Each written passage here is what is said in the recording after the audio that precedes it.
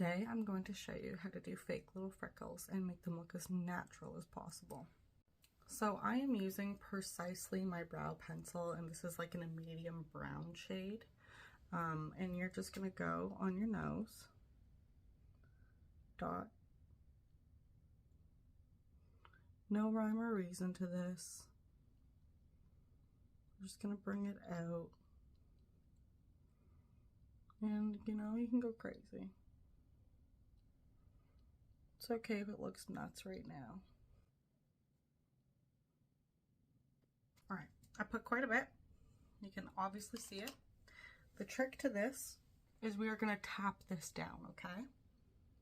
So tap it down. And there you go. They look pretty natural to me. And if anything's still a little bit too dark, just keep tapping it down and it's going to just keep looking more and more natural on your face. And that's how you do it.